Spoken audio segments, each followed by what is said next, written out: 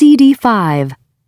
American English File, 3rd edition, Level 3 Student Book, by Christina Latham Koenig, Clive Oxenden, and Jerry Lambert.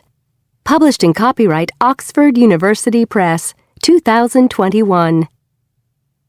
9.1. I was living in a student flat in North London when the police knocked on my door one night. I thought it was because I hadn't paid the rent for a few months, so I didn't open the door. But then I wondered if it was something to do with my mother, who I knew wasn't very well. There was no phone in the flat, and this was before the days of mobile phones, so I ran down to the nearest phone box and phoned my dad in Leeds, in the north of England. He told me that my mum was very ill in hospital and that I should go home as soon as I could. When I got to the station, I found that I'd missed the last train to Leeds. There was a train to Peterborough, from where some local trains went to Leeds, but I would miss the connection by about 20 minutes. I decided to get the Peterborough train. I was so desperate to get home that I thought maybe I could hitchhike from Peterborough. "Tickets, please." I looked up and saw the ticket inspector. He could see from my eyes that I'd been crying. "Are you okay?" he asked. "Of course I'm okay," I said. "You look awful," he continued. "Is there anything I can do?" "You could go away," I said rudely. But he didn't. He sat down and said, "If there's a problem, I'm here to help." The only thing I could think of was to tell him my story. When I finished, I said, "So, now you know. I'm a bit upset and I don't feel like talking anymore, okay?" "Okay," he said, finally getting up. "I'm sorry to hear that, son. I hope you make it home." I continued to look out of the window at the dark countryside. 10 minutes later, the ticket inspector came back. 9.2. The ticket inspector touched my arm. "Listen," he said, "when we get to Peterborough station, run as fast as you can to platform 1. The Leeds train will be there." I looked at him without really understanding what he had said. "What do you mean?" I said. "Is the train late or something?" "No, it's not late," the ticket inspector said. "I've just radioed Peterborough station. The train is going to wait for you. As soon as you get on, it'll leave. The passengers will complain, but let's not worry about that. You'll get home, and that's the main thing." And he walked away. I suddenly realised what an amazing thing he had done. I got up and went after him. I wanted to give him everything I had, all the money in my wallet, but I knew he would be offended. I grabbed his arm. I just wanted to, but I couldn't continue. "It's okay," he said. "No problem." "I wish I had a way to say thank you," I said. "I really appreciate what you've done." "No problem," he said again. "Listen, if you want to thank me, the next time you see someone in trouble, help them. That will pay me back. And tell them to do the same to someone else. It'll make the world a better place." When the train stopped, I rushed to platform 1 and sure enough the Leeds train was there waiting. And a few hours later, I was with my mum in hospital. Even now, years later, whenever I think of her, I remember the good ticket inspector on that late-night train to Peterborough. It changed me from a young man who was nearly a criminal into a decent human being. I've been trying to pay him back ever since then. 9.3. Story 1. When I was 7, my family was on vacation in the U.S., and one day we drove to the Grand Canyon. The car window was open, and at one point my favorite blanket flew out the window and was gone. I was devastated. It was my security blanket and I couldn't sleep without it. Soon after, we stopped for gas at a service station. I was sitting in the car feeling miserable eating a sandwich when a biker gang, a group of guys on motorcycles and leather jackets, drove into the gas station. A huge, frightening man with a gray and black beard got off his bike and came to the car. He knocked on the window and then pulled my blanket from his jacket pocket and handed it to my mom. He then went back to his motorcycle. I was so happy I ran up to him and gave him my sandwich. Story 2. This happened about 20 years ago, but the memory is still really vivid. I was recently married, my wife was pregnant, and we had very little money because I only had a part-time job. It was a few days before payday, and I went to a food store to get only what we absolutely needed. In all, I bought about $10 worth of stuff. At the checkout, I swiped my debit card. The cashier said, "Sorry, it says declined. Try again." I asked her to take one item out of the basket, and then I swiped again. There was now a line of customers behind me. The cashier said, "Sorry, declined again." I went on taking things out until the only thing I had left was a loaf of bread, and then the card was accepted. I took my bread and I left. I was feeling absolutely humiliated. A few seconds later, I heard the voice of a little girl behind me, a girl who was standing with her mother right behind me in the line. She gave me a grocery bag full of all the things I'd put back. Her mother had bought them for me.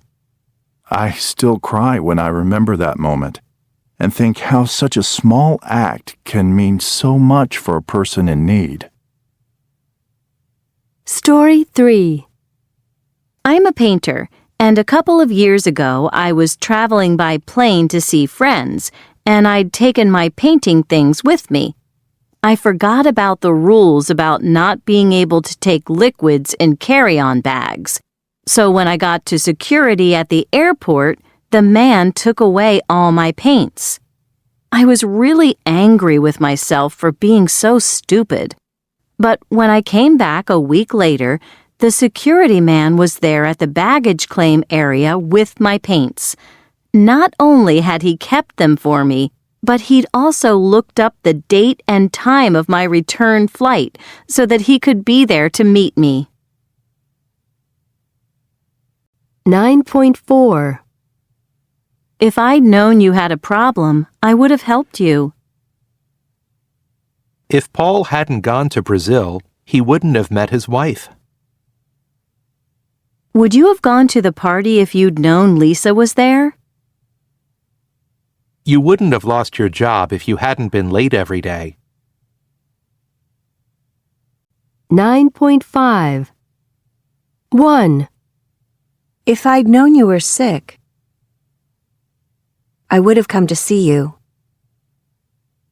If I'd known you were sick, I would have come to see you. 2. If the weather had been better, we would have stayed longer. If the weather had been better, we would have stayed longer. 3. If I hadn't stopped to get gas, I wouldn't have been late. If I hadn't stopped to get gas, I wouldn't have been late. 4. We would have missed our flight if it hadn't been delayed. We would have missed our flight if it hadn't been delayed. 9.6. 1. It would have been much quicker if we'd taken a taxi. 2. She wouldn't have found out if you hadn't told her. 3. The tickets would have been cheaper if we'd booked them earlier. 4. If you hadn't done your homework so quickly, you wouldn't have made so many mistakes. 5. I would have lent you some money if you'd asked me. 9.7. Word building. 2. Making adjectives and adverbs. B. Luck. Lucky.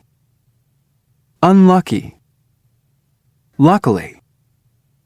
Unluckily. Fortune. Fortunate. Unfortunate. Fortunately. Unfortunately. Comfort. Comfortable. Uncomfortable. Comfortably. Uncomfortably. Patience. Patient. Impatient. Patiently. Impatiently. Care. Careful. Careless. Carefully. Carelessly. 9.8. D. 1. The beach was beautiful, but unfortunately, it rained almost every day. 2. My new shoes are very comfortable.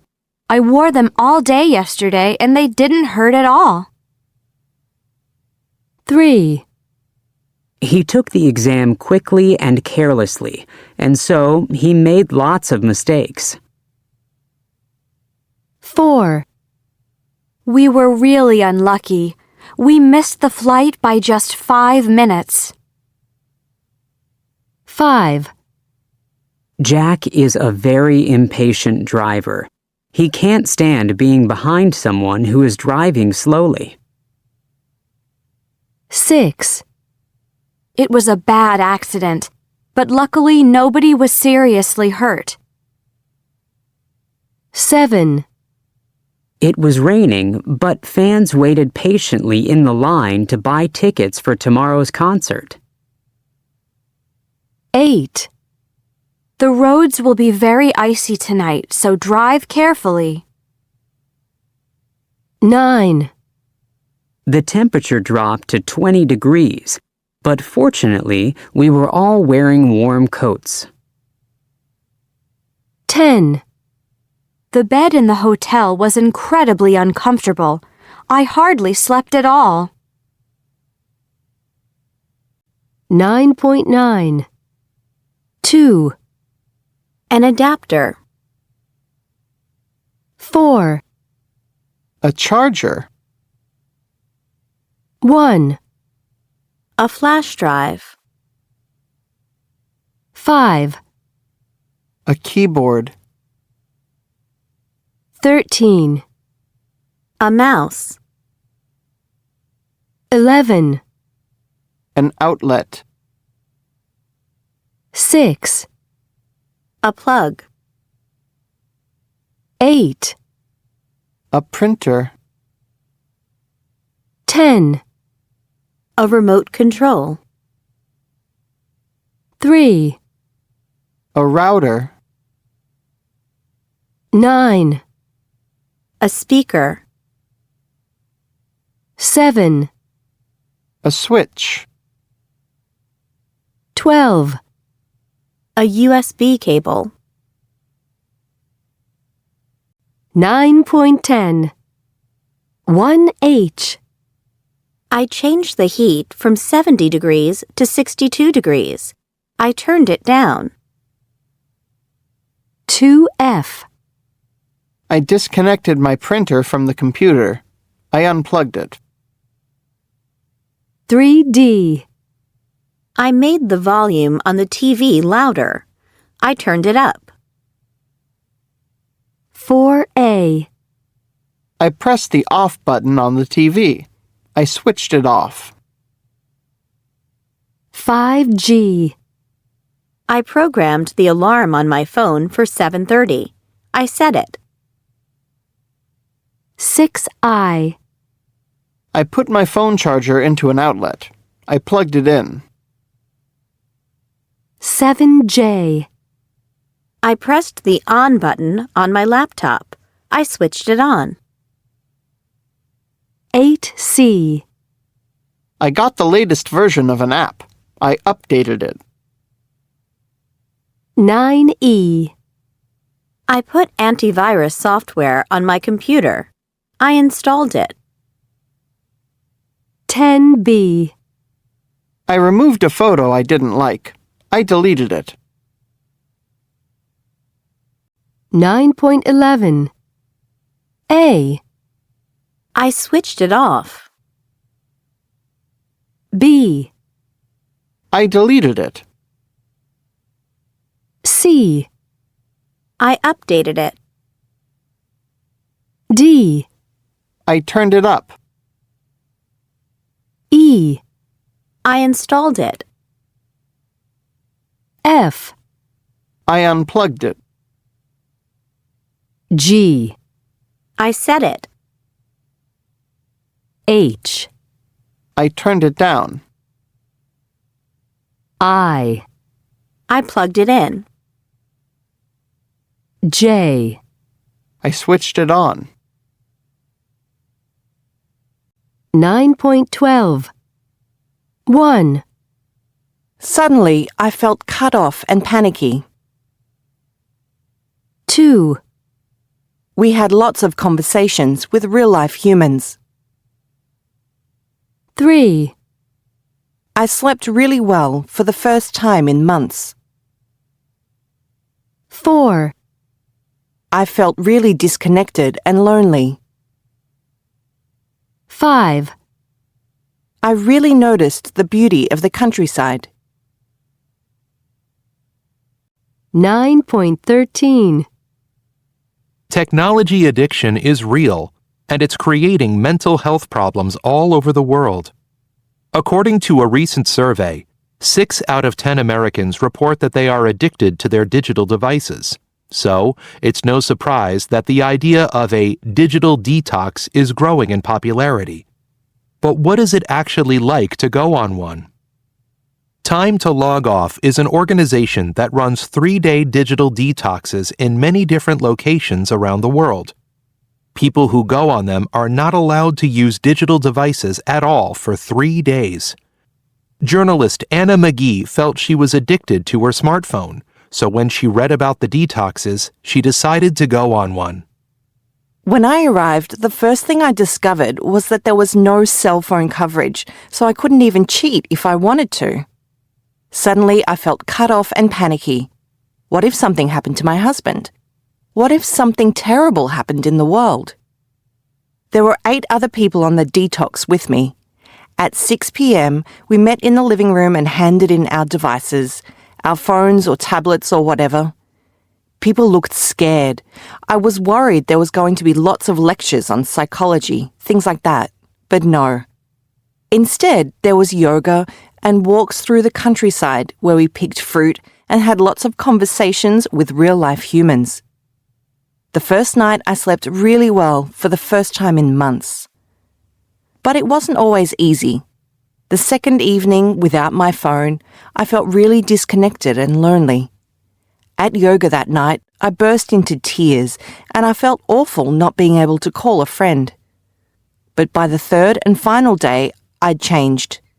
When we went on our walk, I really noticed the beauty of the countryside, and I was able to sit still on the sofa, reading a book for nearly half an hour without losing concentration. I started colouring in pictures in books. I was even eating more slowly, in a more relaxed way. At lunchtime the next day, we got our devices back and said goodbye.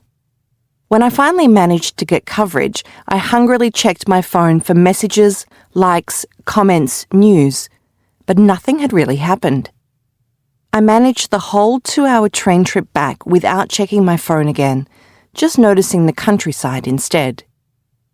It's now 3 weeks since I went on the detox, and though I can't quite believe it, I've managed to control my use of technology. I have 1 full day unplugged each week on Saturdays, and I feel incredibly rested on Sundays as a result. I don't read email after 8 p.m., and that really helps me to sleep.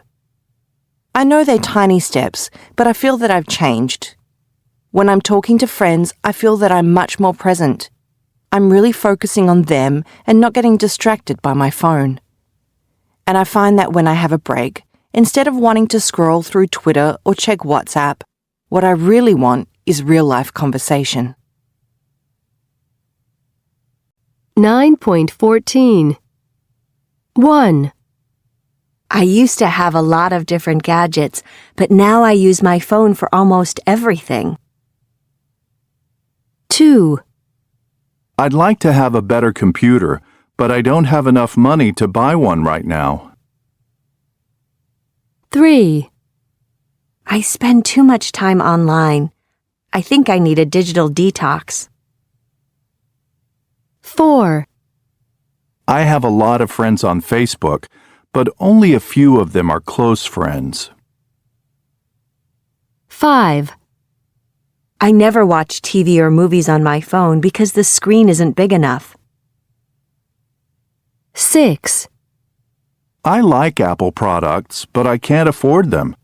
I think they're too expensive. 9.15. 1. My daughter has a lot of apps on her phone.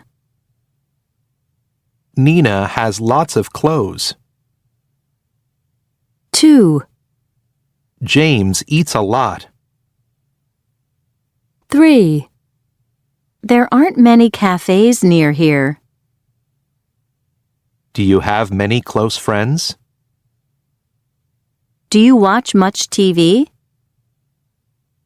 I don't eat much chocolate. 4. Don't run. We have plenty of time. 9.16.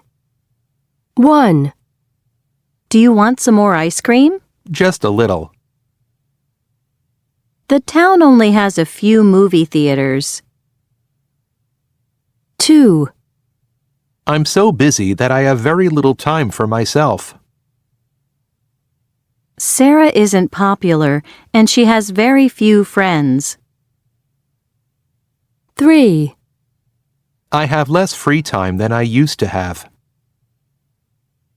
There are fewer flights in the winter than in the summer. 9.17. 1. I don't like this city. It's too big and it's too noisy. You're speaking too quietly. I can't hear you. 2. There's too much traffic and too much noise. There are too many tourists and too many cars. 3. There aren't enough parks and there aren't enough trees. The buses aren't frequent enough. The buses don't run frequently enough. 9.18. 1. There isn't any milk in the refrigerator. We don't have any eggs. 2. There's no milk in the refrigerator. We have no eggs. 3.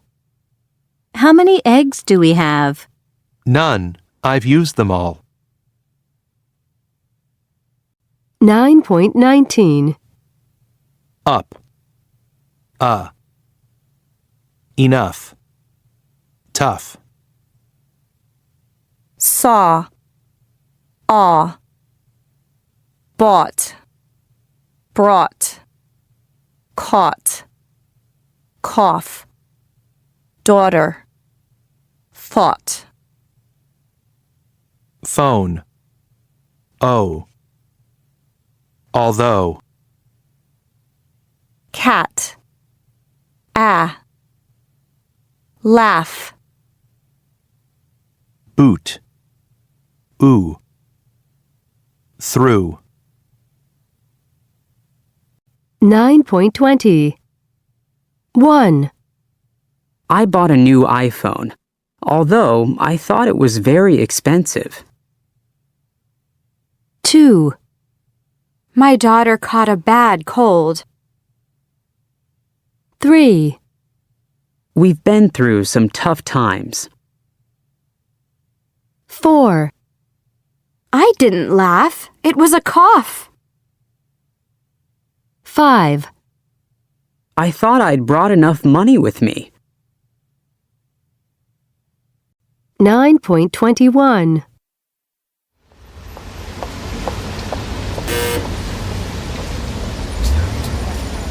Yeah? Hi there. It's me. Should I come up?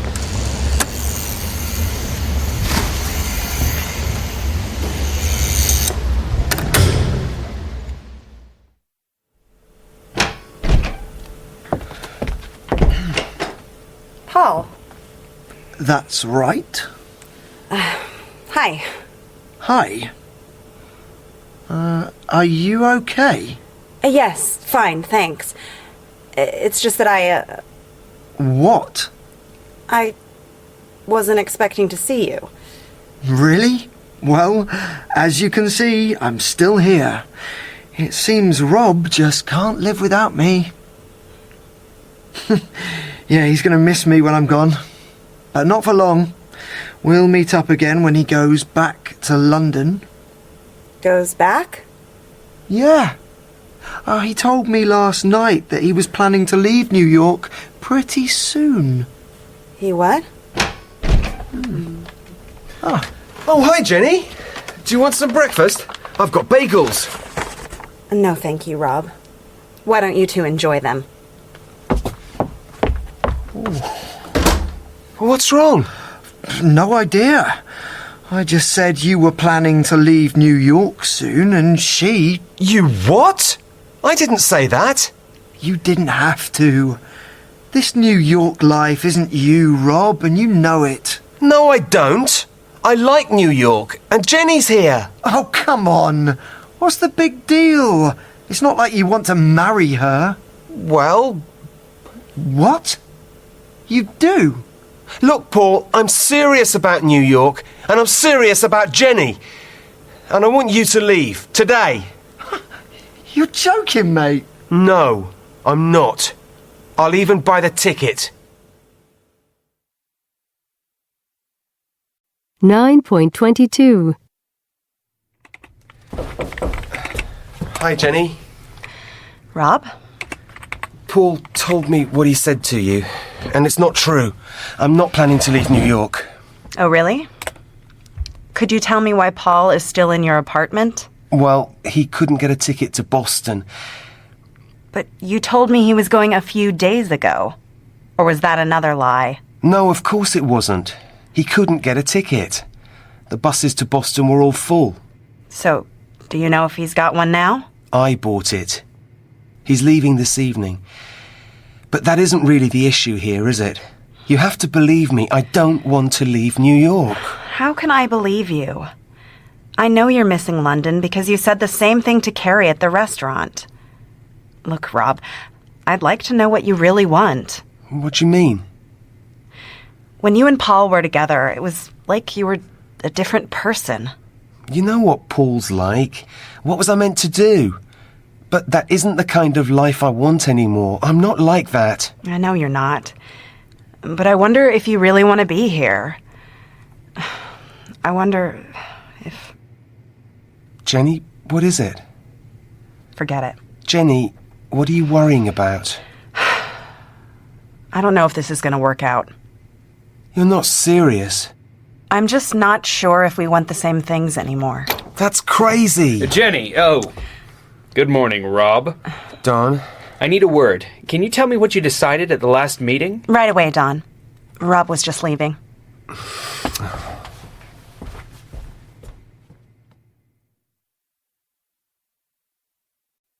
9.23. 1, Could you tell me why Paul is still in your apartment? Well, he couldn't get a ticket to Boston. 2, Do you know if he's got one now? I bought it. He's leaving this evening. 3. Look, Rob, I'd like to know what you really want. What do you mean? 4. I wonder if you really want to be here. I wonder if... Jenny, what is it? 5. I need a word. Can you tell me what you decided at the last meeting? Right away, Dawn. Rob was just leaving. 9.24. 1. Could you tell me why Paul is still in your apartment?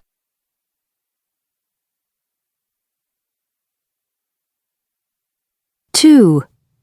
Do you know if he's got one now? 3. I'd like to know what you really want.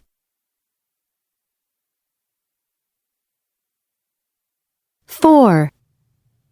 I wonder if you really want to be here. 5. Can you tell me what you decided at the last meeting?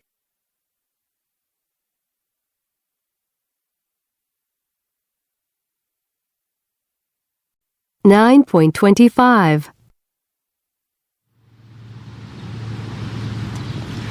But what can I do, Jenny? What can I say to convince you I'm serious? I don't know, Rob. Wait. What Paul said just isn't true. It isn't just what Paul said. It's obvious you want to go back. Of course I miss London, but I love my life here. What proof do you want of my commitment to New York? To you? To everything? I don't know. There must be something I can do. Look, we're going to see my parents later. I don't want us to be late. We won't be late. And I won't forget the chocolates this time either. Well, that's a start, I guess. But Jenny, we need to talk about this. We don't have time to discuss it now. Jenny! What is it? What if I proposed to you? Proposed? That's right. Proposed. Like, will you marry me? Exactly. On one knee? I can do that. So, what would you say? Rob, stop it. It's embarrassing. Tell me. Are you for real? Yes, I am, actually. What about you? Yes.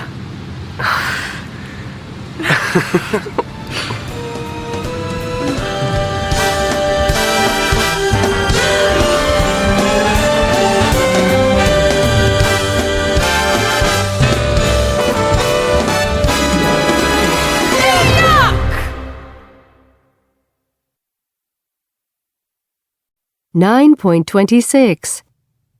1. It's obvious you want to go back. 2. Of course I miss London, but I love my life here.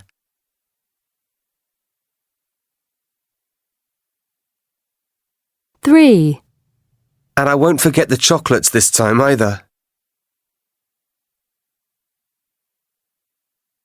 4. Well, that's a start, I guess. 5. What if I proposed to you? 6. Rob, stop it. It's embarrassing.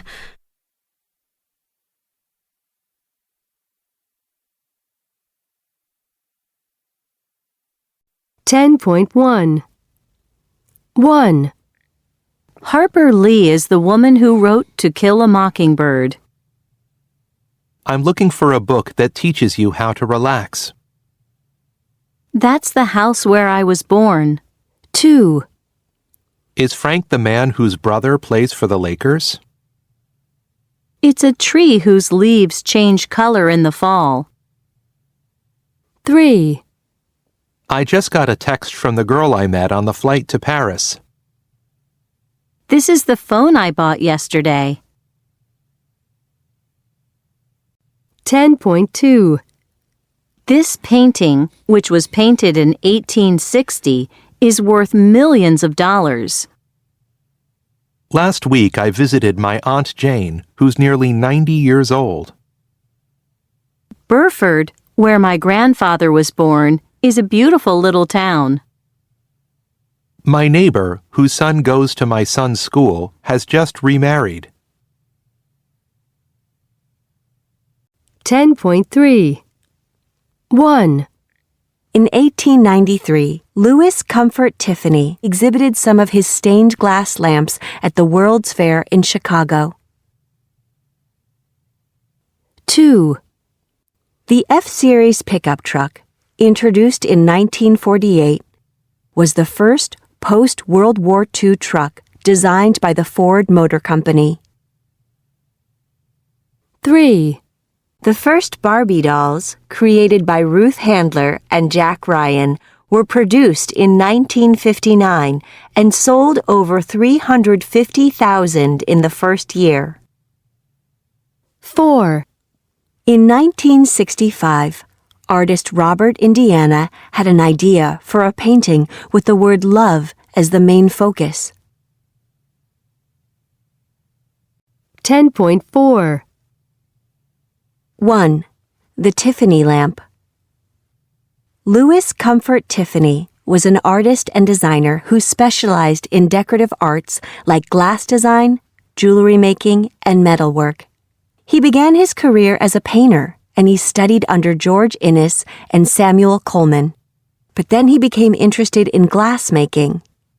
In 1882, U.S. President Chester Alan Arthur asked Tiffany to redesign a number of rooms in the White House.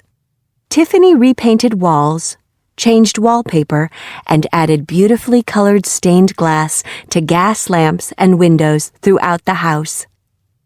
After this, Tiffany then turned his attention to designing common home objects like lamps and vases. In 1893, he exhibited some of his stained glass lamps at the World's Fair in Chicago. Soon after, he started producing the lamps commercially. His lamps and other home products were handmade by skilled craftsmen, and they had complicated designs inspired by nature, including insects, flowers, and tree leaves. With his innovative designs, he became one of the leaders of the Art Nouveau movement. His beautiful lamps were popular with homeowners of the time, and they are still considered an iconic American design today. 2.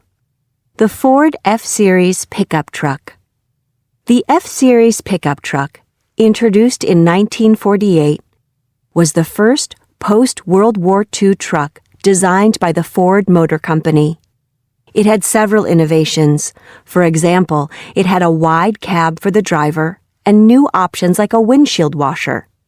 Ford F-Series trucks were very popular with Americans looking for a reliable but stylish vehicle to carry heavy loads or help with work on the farm. Over the years, the Ford F-Series has been redesigned 13 times, including making it bigger, faster, more luxurious, and even fitting it with a special bed to sleep in. The latest Ford F-Series trucks are now made of lightweight aluminum. The original trucks were made of heavy and more expensive steel. This iconic American pickup truck has been the best-selling vehicle in the United States since 1986. That's more than 30 years. It's difficult to stay at the top of the U.S. auto industry, but Ford has found a way with the F-Series classic design and reliability. 3. The Barbie doll. Until the late 1950s, most American girls played with baby dolls, which often limited their imaginations. They only played the role of being mothers. At around the same time, Ruth Handler noticed that her young daughter was playing with paper dolls, giving them adult roles such as actresses or secretaries. On a trip to Europe, Ruth saw a doll with an adult figure in Germany. Handler had the idea that girls could expand their imagination and play acting roles with a doll that looked like an adult. So she and engineer Jack Ryan redesigned the doll for the U.S. market and called her Barbie. The first Barbie dolls were produced in 1959 and sold over 350,000 in the first year. Barbie is still popular today, and billions have been sold around the world since 1959.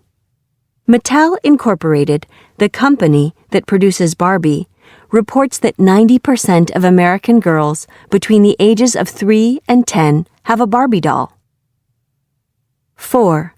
The Love Sculpture.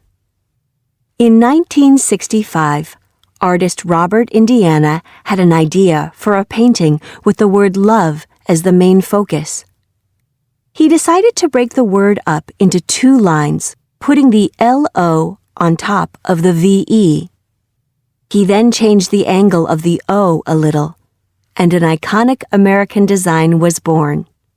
In fact, it became so popular that the Museum of Modern Art and the United States Postal Service asked the artist to create versions of his love painting for cards and stamps. In the early 1970s, Indiana made a series of love sculptures for display in public parks. The first of these love sculptures was placed in New York City, on the corner of 6th Avenue and 55th Street. Other love sculptures were placed in New Orleans, Philadelphia, Vancouver, Tokyo, and Singapore, as well as many other cities. Unfortunately, Robert Indiana didn't make much money from his love paintings and sculptures. He never signed his paintings or applied for copyright, so he didn't have legal protection against the many imitations of his work. 10.5. Soccer field.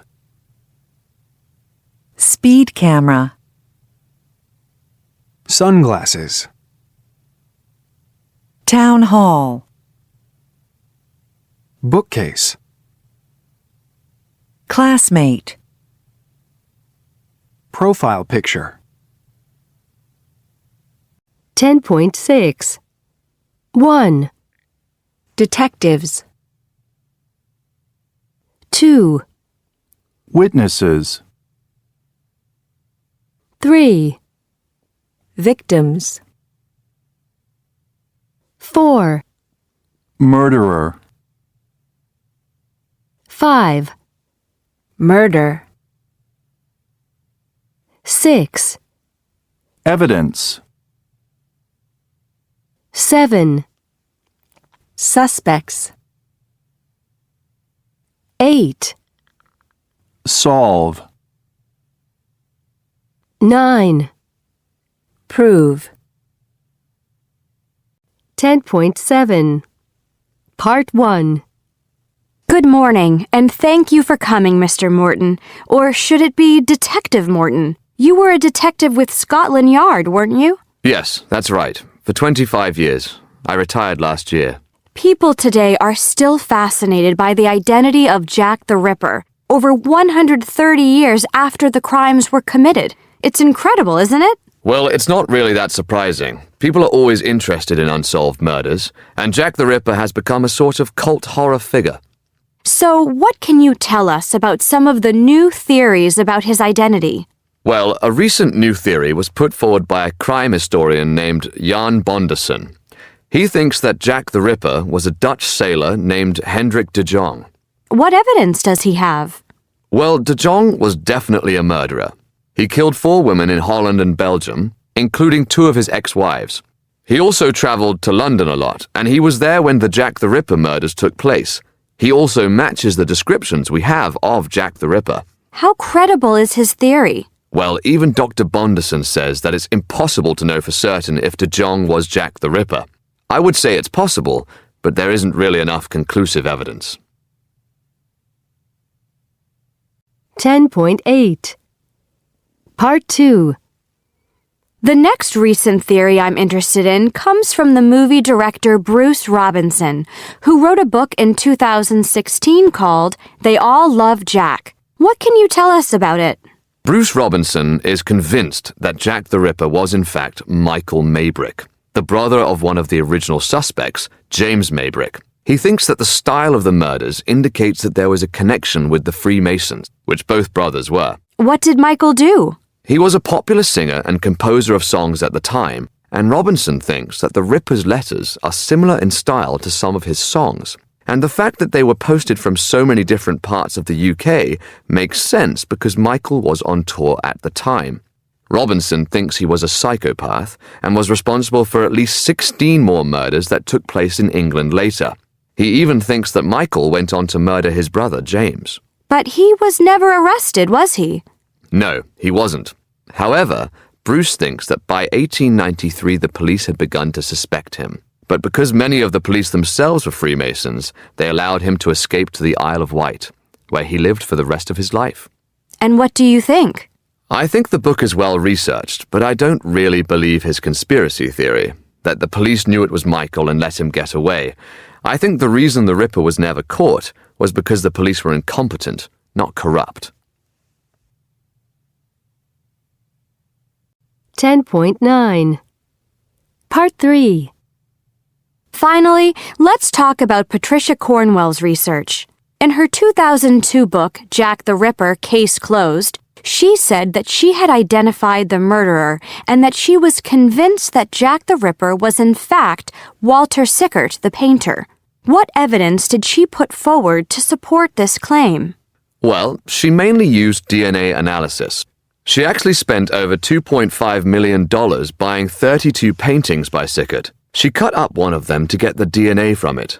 People in the art world were furious. I can imagine. And then she compared the DNA from the painting with DNA taken from the letters that Jack the Ripper sent to the police. Patricia Cornwell said that she was 99% certain that Walter Sickert was Jack the Ripper. And now she's written a new book with more evidence. Yes, it's called Ripper, The Secret Life of Walter Sickert. She says she's found new evidence, including letters that were written by Jack the Ripper and by Walter Sickert on the same very unusual type of paper. She also points out that some of his paintings are very violent and frightening. But you don't think she's right, do you? Well, I think she might be right. She has a lot of evidence, although I don't think it's completely reliable, and a lot of people think she's wrong. So who do you think the murderer was? I can't tell you because I don't know. Do you think we'll ever solve the mystery? Yes, I think one day the mystery will be solved. Some new evidence will appear that proves 100% who Jack the Ripper was, and we'll be able to say that the case is finally closed. But right now, it's still a mystery, and people like a good mystery. 10.10 1. You were a detective with Scotland Yard, weren't you? 2. It's incredible, isn't it? 3. But he was never arrested, was he? 4. But you don't think she's right, do you? 10.11 Affirmative verb, negative tag. It's cold today, isn't it? You're Peruvian, aren't you? They live in Ankara, don't they? The game ends at 8 o'clock, doesn't it? Your sister worked in the U.S., didn't she? We've met before, haven't we? You'll be okay, won't you? You'd go on vacation with me, wouldn't you? Negative verb, affirmative tag. She isn't here today, is she? You aren't angry, are you? They don't like pizza, do they? Lucy doesn't eat meat, does she? You didn't like the movie, did you? Mike hasn't been to Beijing before, has he? You won't tell anyone, will you? Sue wouldn't quit her job, would she? 10.12 Your last name's Jones, isn't it? Yes, it is. And you're 27, aren't you? Yes, that's right. You weren't home last night at 8 o'clock, were you? No, I wasn't. I was at the movie theater. But you don't have any witnesses, do you? Yes, I do. My wife was with me. Your wife wasn't with you, was she? How do you know? Because she was with me at the police station. We arrested her yesterday. 10.13 1, Your last name's Jones, isn't it? 2, And you're 27, aren't you? 3, You weren't home last night at 8 o'clock, were you? 4, But you don't have any witnesses, do you? 5, Your wife wasn't with you, was she? 10.14 May and June by Ruth Rendell. Part 1.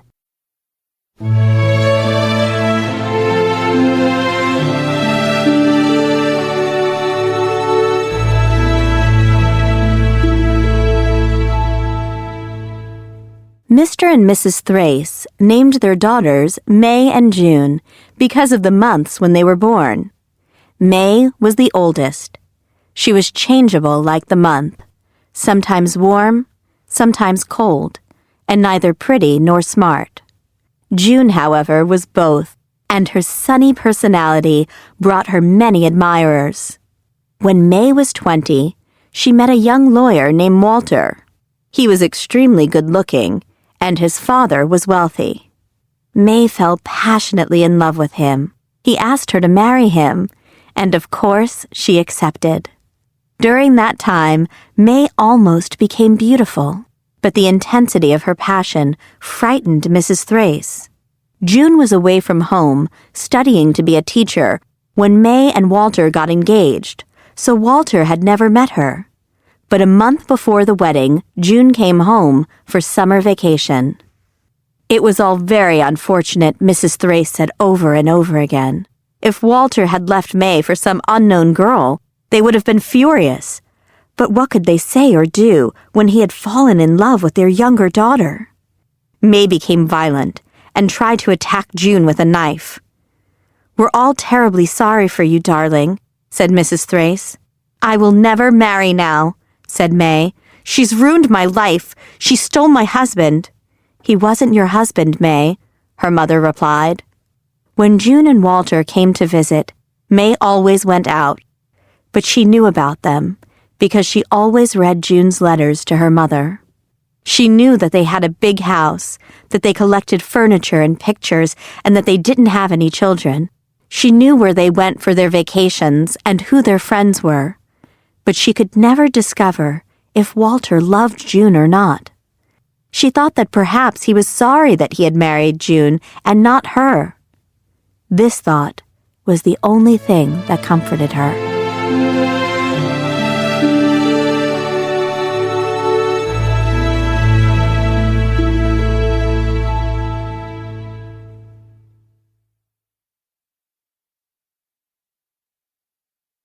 .15 Part 2.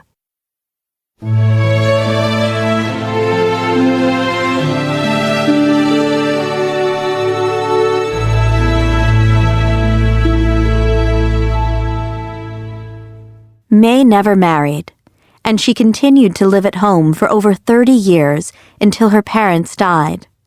Mrs. Thrace died in March, and her husband 6 months later. At her father's funeral, May saw Walter and June again. Walter was still good-looking, and May wanted to die when she saw him. "Please, come and speak to your sister," he said to her, but May refused. It was only at another funeral that they were reconciled. May learned of Walter's death from the newspaper, and the pain was as great as when her mother had told her that Walter wanted to marry June. Inside the church, her sister came up to May and asked her to forget about the past. "Now you know what it's like to lose him," May said. 2 days later, May got a letter from June. June asked her to come and live with her now that they were both alone. "Now that you've retired and don't have very much money, I'd like to share my beautiful house with you," she wrote. Perhaps this way I can give you something in return for what I took away from you. May decided to accept. She thought it was right. During their first evening together, she asked June to talk about her marriage, about her life with Walter. But June didn't want to talk. May looked in the house for letters or presents from Walter, jewelry or pictures. She couldn't find anything. Even June's wedding ring wasn't as beautiful as the engagement ring Walter had given May all those years ago. He never really loved her, she thought. All these years, he loved me. She decided to start wearing her engagement ring again, on her little finger, which was the only one it now fitted.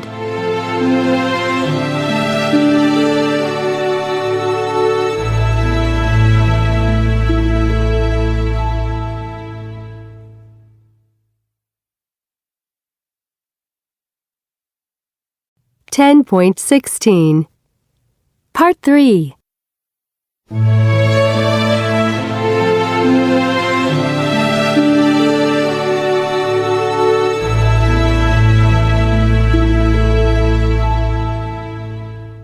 May never cried now, though June did. I'm an old fool, I can't help it. You're strong, May, but I'm weak, and I miss Walter so. I missed him too, said May. He was always fond of you, said June. He often talked about you. You have forgiven me, haven't you, May? As a matter of fact, I have, said May. I think you've been punished for what you did. It was a marriage without love, she thought. Walter probably talked constantly about me. For the first time in 40 years, she was happy. One night, May woke up and heard a noise. A burglar, she thought. She put on her dressing gown and went to June's room. The bed was empty. She looked out of the window and saw a car parked outside the house and a light in the living room window. Then she heard a cry and saw a man running out of the house covered in blood. He got into the car and drove away. May went into the living room. June was standing next to her desk. This was a desk that she always kept locked, so May had never been able to see what was in it. The desk was open now, and the contents were all over the room. There was broken glass on the floor, and a gun. May went up to her. "Are you all right?" "Yes, I'm fine. I threw a bottle at him and he ran away. He pointed a gun at me, but I wasn't afraid. He only took a few pieces of silver. He heard you coming and he panicked." Suddenly, May saw a letter that was open in the desk. It was a letter to June from Walter, the last one he wrote to her when he was dying. "My darling love, I want to tell you how happy I have been all these years with you. If I die, I want you to know that you are the only woman I have ever loved." "Could you call the police, please, May?" asked June. "Yes," said May. She picked up the gun. The police arrived 15 minutes later. They brought a doctor with them, but June was already dead. "Don't worry, Miss Thrace. We'll catch the person who did this," said the detective. "But it's a pity you touched the gun. I suppose you weren't thinking." "That's right," said May. "It was the shock. I've never had a shock like that. Not since I was a girl."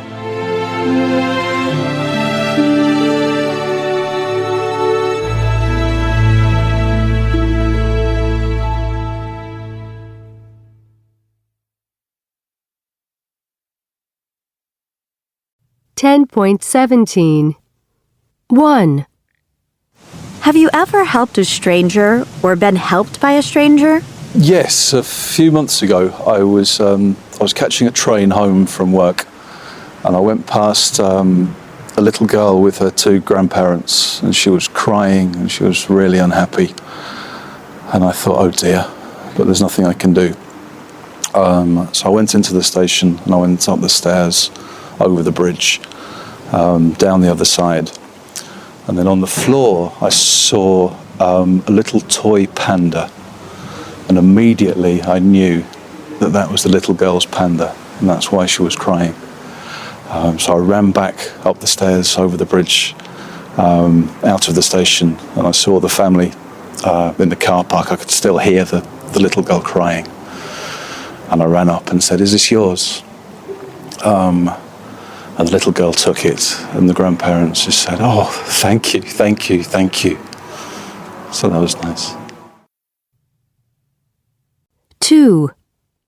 Do you think we rely too much on technology? I think sometimes we rely too much on technology because I do not know any of my family or friends' phone numbers anymore. I used to have all of their phone numbers memorized, but now if I lost my phone, I would not be able to call them. 3. Do you like detective or mystery novels or TV shows? Yeah, I have done. So I really like the Nordic noirs that were very popular a few years ago. So like The Killing and The Bridge, especially, I found really fascinating. Do you have a favorite author or detective? Yes, but can I remember her name? It's actually the one in The Bridge. Do you usually guess who the murderer is? I'll always try. Sometimes I get it. Sometimes it's too difficult. Yeah. 4. Do you have a favorite designer? I've recently started wedding dress shopping and I really like the dresses by Maggie Sottero. Why do you like her clothes? The dresses are quite a vintage style, which is really flattering, and when I've tried them on, I think they're probably the ones I'm going to go for. 5. Do you think you are generally a lucky person? I think I'm a pretty lucky person. Can you think of a time when you've been really lucky? I think the process of moving to New York City, I've been very lucky.